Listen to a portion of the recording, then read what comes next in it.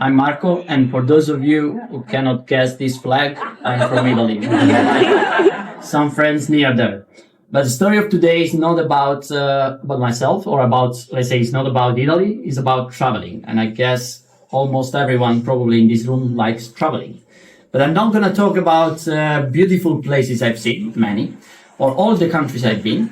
I'm going to talk about drama, because every time I go on a trip, something happens. There is the drama moment where I feel like, why did I do this? Why did I pay for living this? And then after it's passed, I laugh about it. So I hope you can also laugh about it with me.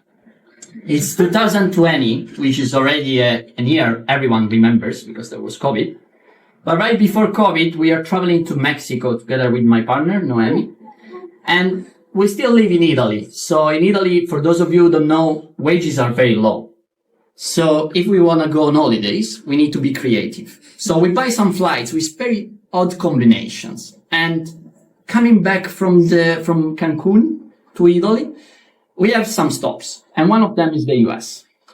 So the day before going back to Italy, we have to check in. We are at the hotel. I try to check in on the website. And I get the message, check-in is not available for this flight. I'm not a person who worry a lot. So at the end I say, okay, I'll sleep well. It's tomorrow problem. The day after, there is the problem. But I still don't know about it. So my plan says that we go first to the mall and then to the airport, even if we don't have check-in. Fortunately, the mall opens too late. So we think, okay, let's go straight to the airport. And there we have two options.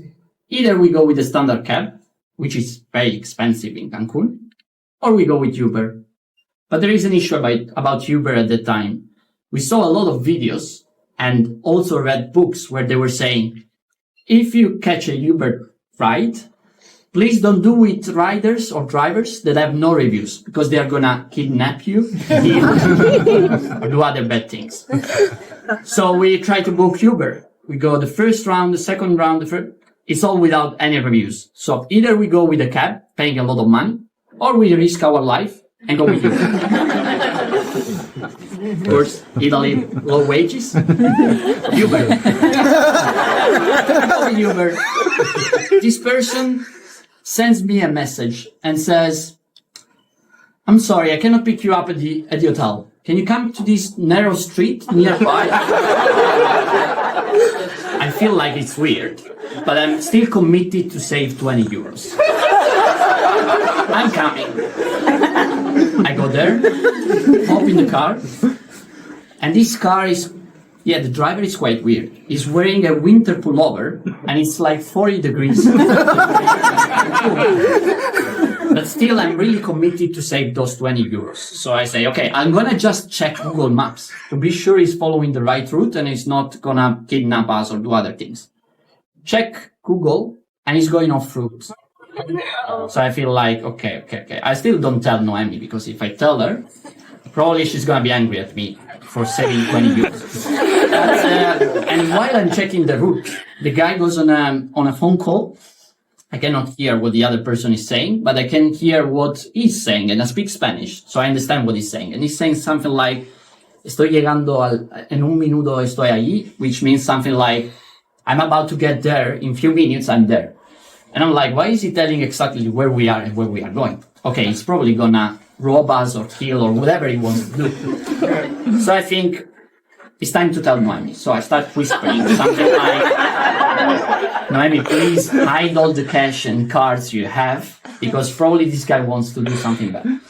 And we are like moving and whispering, and the guys notice that. So he thinks, okay, let's calm these guys down. And he says something like normal questions you get when you are going to the airport, which is, where are you from? Where are you going? But then he asks a very specific question. He says, are you going straight back to Europe, or do you have a stop in the US? And then I say, yes, we have a stop in the US. I find the question weird, but I say, yes, we have a stop in the US. And then he says, do you have a visa? And we say, no, we don't have a visa, because our flight is just a stop, and then we go back to Europe. So we don't need a visa. And he says, look, guys, a few days ago, I picked up a guy at the airport who was crying because he couldn't hop on his flight because he needed the visa. So at that time, I forget about checking the route, which is probably wrong, but I replaced the fear of being killed with the fear of having to pay 3,000 euros for a flight. Because it's, and there are a lot of Dutch people here, so you understand that the fear. So I have the right audience for the story.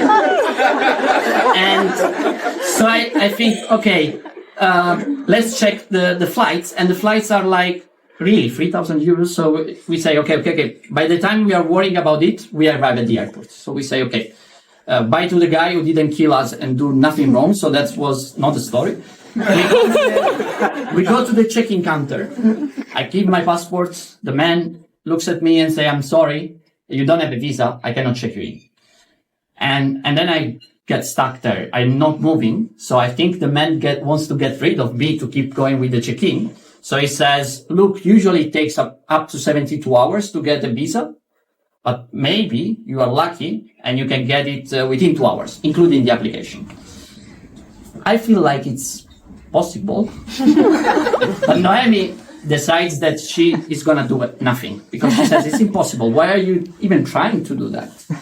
And I say, no, we can do. So she doesn't do anything. I have to fill out my application and her application at very old computers in Cancun airport, very old ones. And by the time I finish the application, it's an hour and a half, more or less, to get the visa. And then a normal person says, okay, now we wait for the email. If you get the email, we check in. But then I come up with a even better plan. I tell you, I will go to every check-in counter and pretend I don't know I don't have the visa. Just try. Maybe someone forgets to check. Because there are many Delta desks at Cancun Airport. So I think that's the plan. And of course, Noemi says, okay, I'm not going to join you. But I will just check on you. And if I see something is happening, I'll come and join. I go to the first, the second, the third counter. But the outcome is always the same. I'm sorry, I cannot check you in. And I start feeling some pressure because the plan looks really impossible. And therefore, I need to go number 2. And it takes a bit of time.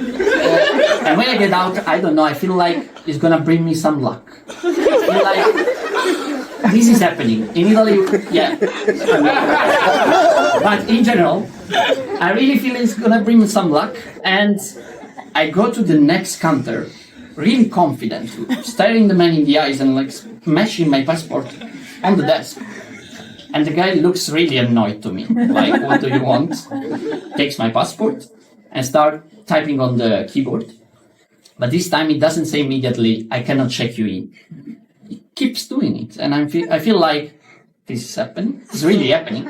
Then he decides to get closer. And then I say, okay, now it's time. I ask the question. And I'm like, are you checking me? This person, this man, he is even more annoyed than before. He says, that's my job.